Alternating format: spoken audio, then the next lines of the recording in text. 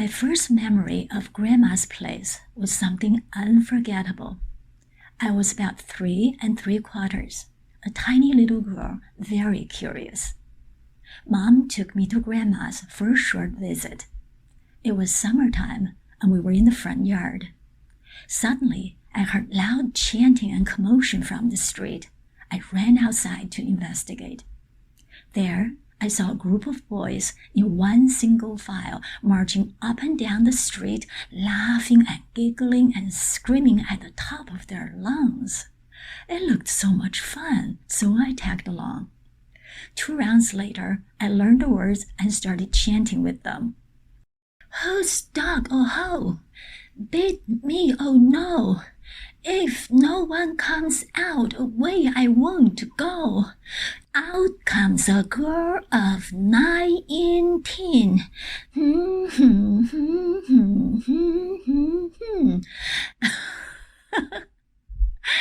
Oh, what fun we had. Of course, I was too young to understand what we were saying, but I was more into it than any of the boys. My little face steamed, sweat drops forming on my forehead.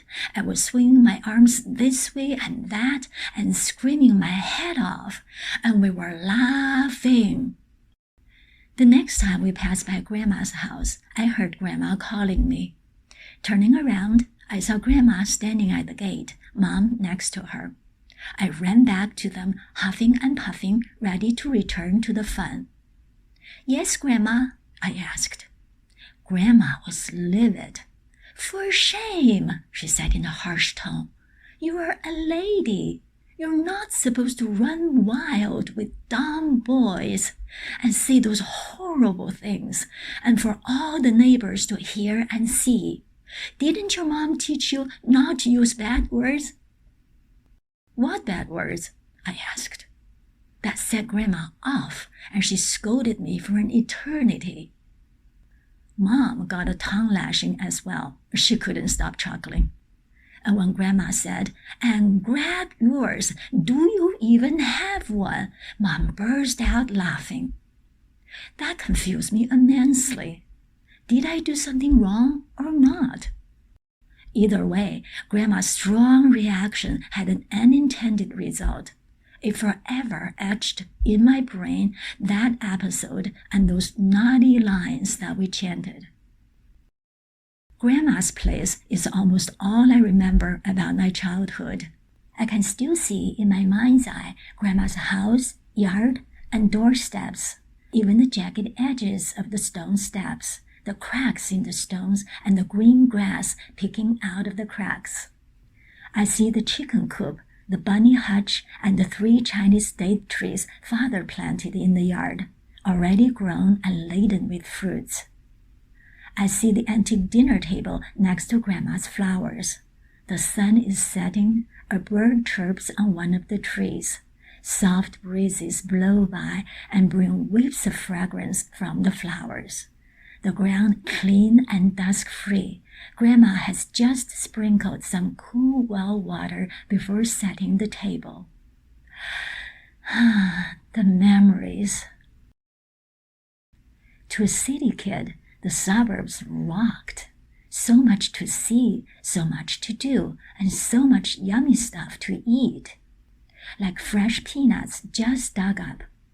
Did you know that peanut plants have the most adorable leaves and pretty yellow flowers? I know because Grandma grew a patch of peanuts right outside the yard. Next to the peanut patch was the sweet potato patch.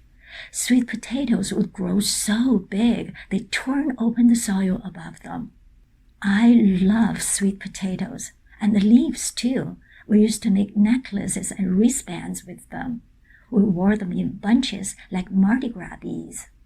The cool sap seeping out of the jewelry would give us a jolt and make us shriek with delight. Across from the peanuts and sweet potatoes was Grandma's orchard. Come to think of it, the orchard always gave me a mysterious vibe.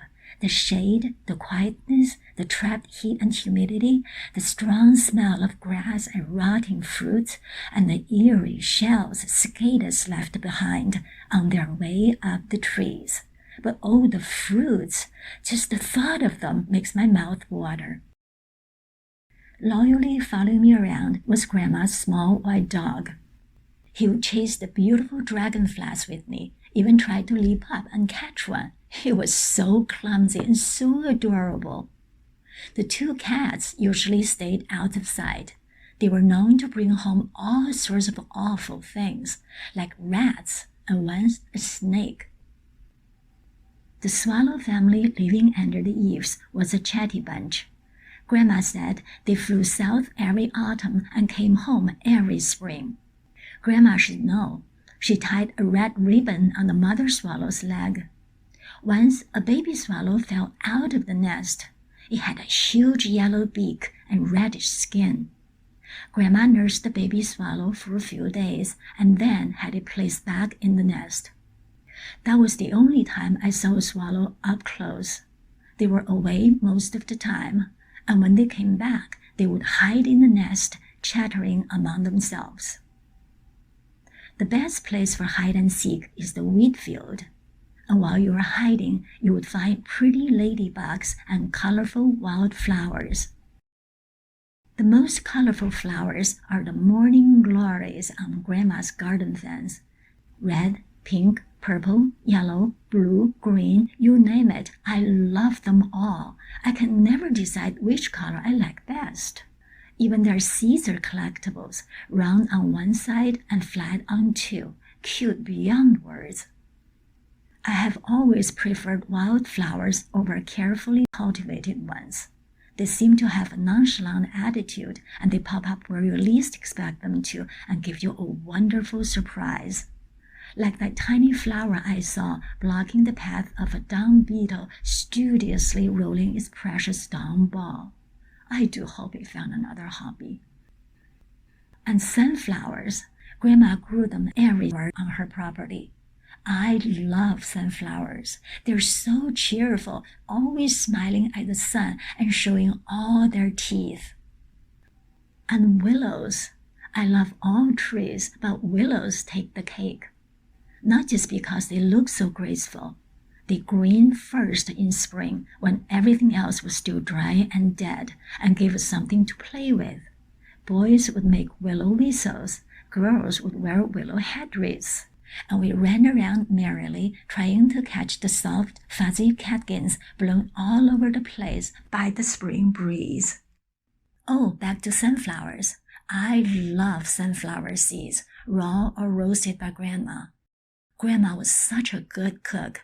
She never made anything I didn't like.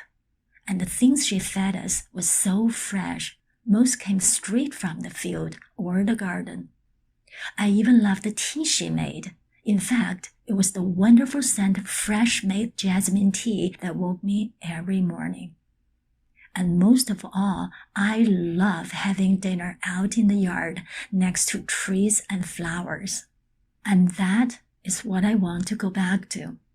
Life in a village somewhere in China. Slow, simple, real. But before I could make the trip, I'll just be reminiscing, daydreaming, and getting to know China all over again.